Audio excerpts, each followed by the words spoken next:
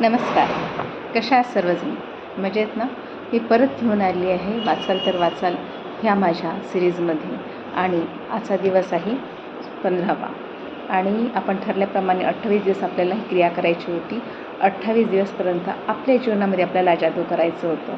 मी संगीता नवघडे आपलं परत स्वागत करते माझ्या वाचाल तर वाचाल ह्या सिरीजमध्ये.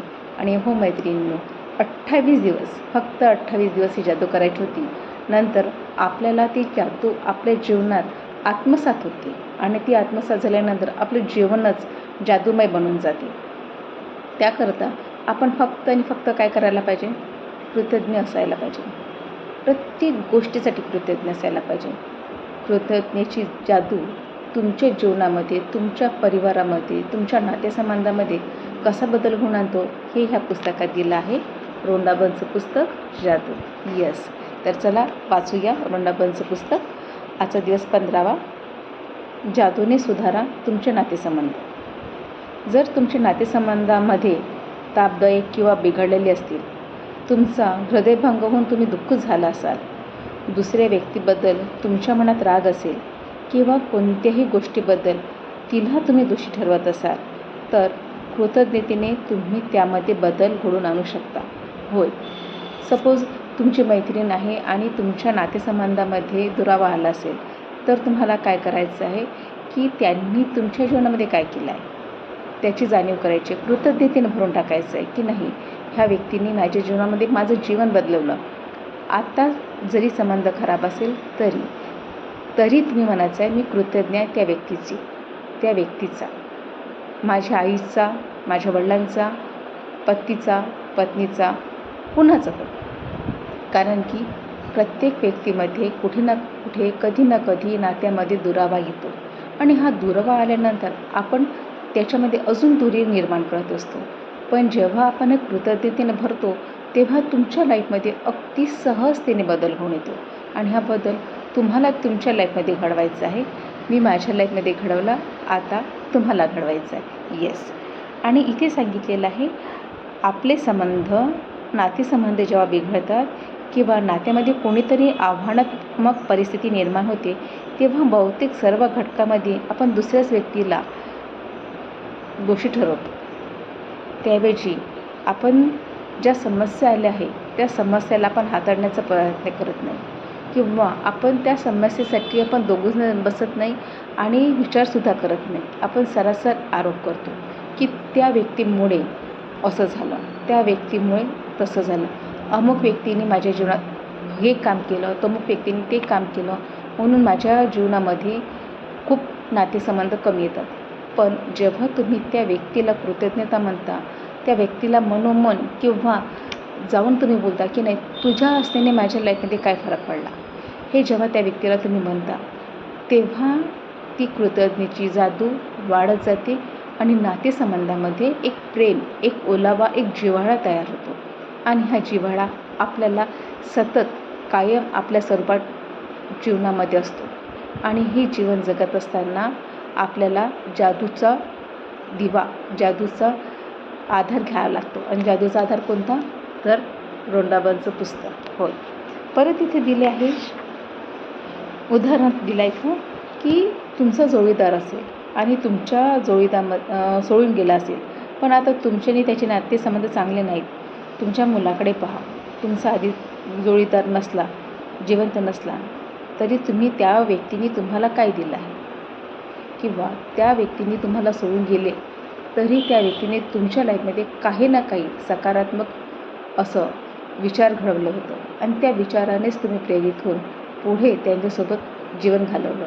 पण आजच्या परिस्थितीमध्ये तो व्यक्ती तुम्हाला सोडून गेला आहे, काही कारण असेल सोडून जाण्यामागे, पण ते सोडून गेल्यानंतर त्या व्यक्तीने माझ्या जीवनात काहीतरी चांगलं काम केलं असेल, त्याकरता त्या व्यक्तीला कृतज्ञ म्हणायचं आहे. आणि इथे दिलं आहे, आजच्या या जादूच्या कृतीमध्ये तुमच्या आयुष्याला जाळणारा जो जाळता निखारा आहे त्याचं रूप कृतज्ञतेमुळे शब्दशास होण्यासारखं कसं होतं. येस, की तुमच्या लाईफमध्ये समजा त्या व्यक्तीने आता कडू आठवणी असेल, पण त्या कडू आठवणीलासुद्धा तुम्हाला एक चांगलं स्वरूप द्यायचं आहे. एक चांगली मेमोरी तुमच्या लाईफमध्ये ठेवायची आहे.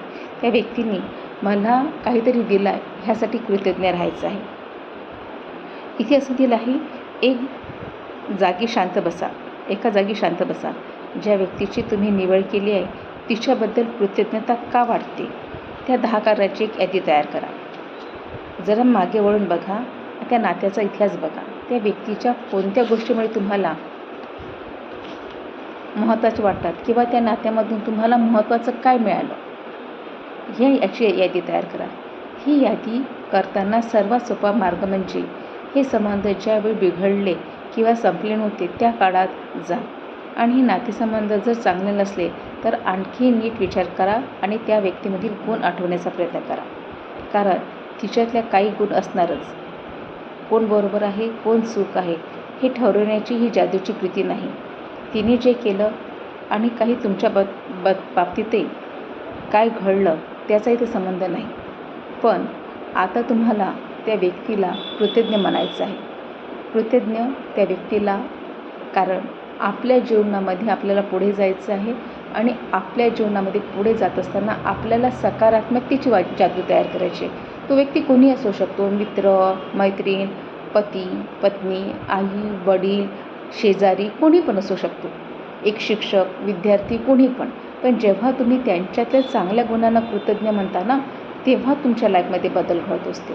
तर आज तुम्हाला काय करायचं आहे की एक डायरी घ्यायची आहे आणि त्या डायरीमध्ये तुम्हाला लिहायचं आहे, जसं इथे उदाहरण दिलं आहे की इथे नाव लिहायचं आहे, मी कृतज्ञ आहे कारण कशासाठी. अजय, आपण जो काळ एकत्र घालवला त्याबद्दल मी कृतज्ञ आहे. आपला विवाह जरी टिकला नाही तरी मी त्यापासून खूप काही शिकले. आज माझ्यात जी समज आली आहे ती आपल्या विवाहापासून जे काही शिकले त्याचा उपयोग मला आज नातेसंबंधामध्ये होतो आहे.